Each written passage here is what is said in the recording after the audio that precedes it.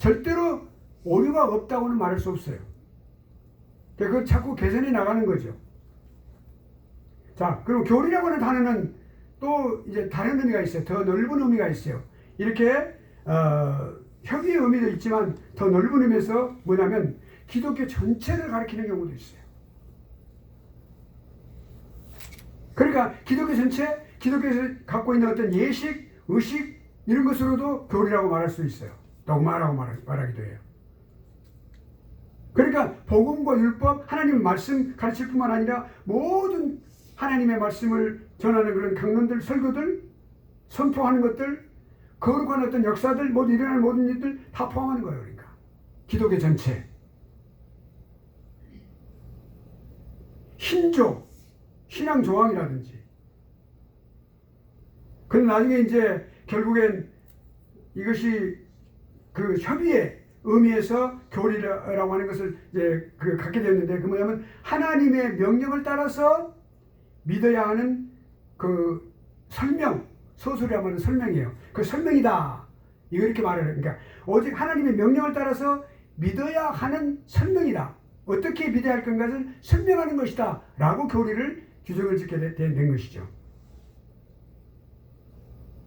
자, 그럼 우리가 신조라고 하는 것과 장로고실 또는 이제 이렇게 목사고실을 볼 때도 우리가 신조라고 하는 그 과목이 있죠. 근데 그 신조와 조직신학의 어떤 그런 차이점을 한번 우리가 한번 생각해 보도록 하겠습니다. 교리학. 교회의 교리학이라고 하는 것은 교리가 모여져서 나중에 학문화된 것을 말하는데, 그 교리학은 교회들이 지키고 있는, 가르치고 있는 그런 교리들, 진리를 취급하는 학문, 그 교리학이라 말이죠. 그러니까 교리는 성경에서 그렇게 취해졌고, 교리학은 교리의 강조점을 두는 거니까 교리가 학문화된 것이 교리학이에요. 그것이 우리가 교리학을 말한다. 교리학을. 예. 그리고 이제 그 다음에 또 조직신학을 본다면 성경에서 취해졌어요. 성경에서 취해진 진리, 이 진리를 체계화시킨 그런 학문이다. 그러니까 조직신학이라고 하는 것은 뭐냐면 교리들이 있는데 교리들은 단편적인 것들이에요. 그러니까 단편적인 것들을 조직화된 것, 학문화시킨 것이 조직신학이에요. 여러분 마음속에 이제 조직신학이라고 하는 것이 많이 머릿속에 이제 이렇게 들어갈 거예요. 또 그럼 신조를 한번 봅시다. 신조. 그 신조라고 하는 거, 사도신경 또는 믿음의 신조, 12 신조 이런 게 있어요. 믿음의 조건들을 말하는데 성경의 진리를 조직적으로 기술한 거예요. 신조가 조직신하고 구별됩니다. 구별되는 건 뭐냐면 첫째로 간결해요. 우리가 12신조가 있는데 아주 다 외워서 우리는 신앙을 치렀죠. 옛날에 목사고시 볼 때. 예. 간결해요. 신조는. 복잡하지 않아요. 길지 않아요. 그 다음에 그 이유가 있어요.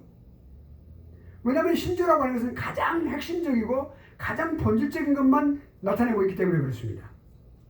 두 번째로는 신조는 교회에서 대회의, 그러니까 공의회, 그 총회가 있었어요. 그런 에베소 교회 총회라든지 이런 그 공회라든지 이런 공회들이 있었어요.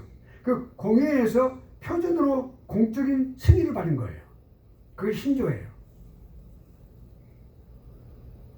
교회의 신조가 표준으로 한번 승인되면은 조직신학을 이 표준에 부합되도록 기술하는 거예요. 그러니까 조직신학을 그 신조에 맞게끔 학문화시키고 체계화시키는 거예요. 그것이 단순한 것을 설명하고 또 그것을 그 표준에 부합하도록 그것을 조직화하고 학문화해서 서술하는 것을 말하죠. 그러니까 코넬리우스 반틸 박사는 우리가 변증학의 아버지라고 말하는데, 변증학을 말할 때 코넬리우스 반틸 박사를 빼놓을 수가 없어요. 코넬리우스 반틸 박사는 원래 우리 미국에 북장로교회가 있었습니다. 북장로교회가 아주 이렇게 중요한 그런 믿음의 그런 아주 하나님 중심의 그런 교단이었는데, 독일에서부터 독일 신학이 문제예요. 독일 신학이 작용화되어 가지고 미국으로 들어왔을 때 그 프린스턴을 공격을 했어요. 그리고 장로교회를 공교회가 1929년에 완전히 미국 장로교회 북장로교회가 우리는 자유주의를 표명한다 그렇게 말을 했어요. 선언을 했어요. 그때 거기 프린스턴의 그 프린스턴 저널이라고 하는 그 잡지를 그 내고 있었던 그 그레시안 매첸 박사가 거기서 계속해서 자유주의로부터 그 보수 신앙을 그 보호하기 위해서 노력을 했는데 결국엔 1929년에 장로교회가 그렇게 이제 자유주의가 되어버리기 선언하니까 거기를 떠나기로 결정을 합니다. 그 다음에 그래 나아가서 필라델피아에 웨스트민스터 신학교를 세울 때 그 세울 때 몇몇 교수님들과 함께 나갑니다. 그 교수님 중에 한 분이 바로 이 코넬리우스 반틸 박사였어요. 변증학 교수. 예, 코넬리우스 반틸 박사, 또 그레시안 메이천 박사, 또 이제 또 머레이 박사, 예, 존 머레이 박사, 그다음에 또 이제 영 박사, 라버트 영 박사 이런 분들이 가서 학교를 세우게 됩니다. 그런 전통을 세우게 되는데 그 코넬리우스 반틸 박사가 이렇게 말을 했어요. 교회가 승인한 신조라고 하는 그 표준 거기에 맞춰서 설명하는 것을 이것을 자유를 방해하는 것으로 여기는 사람은 우리가 어떤 교회가 승인한 신조라는 그 표준에 맞춰서 저수라는 것은 자유를 방해하는 것이다 이렇게 말하는 사람들이 있었어요. 그렇게 해서는 안 된다 말하는 사람은 교회의 일원으로서 그 자신이 이 신조를 자유로이 받아들이지 않았다고 하는 것을 의미한다라고 말했어요. 쉽게 설명하면 뭐냐면 교회가 승인한 신조를 갖다가 바탕으로 해서 그 표준에 맞춰서 책을 쓰고 조직신학 학문화시키는 것, 이 모든 일을 하는 것이 잘못됐다라고 말하는 사람들은 조직신학 그렇게 나오는데 잘못됐다라고 말하는 사람들은 그 사람들은 이 신조를 받아들이지 않는 사람들이다라고 하는 거죠. 믿음의 가장 중요한 조건을 가장 근본적이고 핵심적인 조건을 받아들이지 않는 사람들이다라고 말하는 것이죠. 그러니까 그만큼 이렇게 하나님의 명령을 따라서 믿는 서술이다 이렇게 교리를 말하고 있는 것이죠. 자, 그러니까 조직신학이라고 하는 것은 그러니까 마지막으로 신앙의 조항들에 대한 체계입니다. 신앙을 어떻게 믿어야 될 것인가 하는 그런 여러 가지 조항들, 신조라고 하는 그 조건들, 조항들이에요. 그것에 대한 체계적인 그런 학문이에요. 교회의 성경적인 교리 전체적으로 취급하고 교리를 조직신학의 기본 자료로 삼는 거예요. 그러니까 이 교리를. 예. 그 교리가 성경으로 출발했고 그래서 이 조직신학이 성경에서 시작된 것이죠. 자, 그럼 오늘 여기까지 이제 우리가 5분 남았는데 여기까지 공부를 하고 다음 장에는 신학의 원리 또 종교에 대해서도 공부를 하도록 하겠습니다. 네. 혹시 질문 있습니까? 네, 아까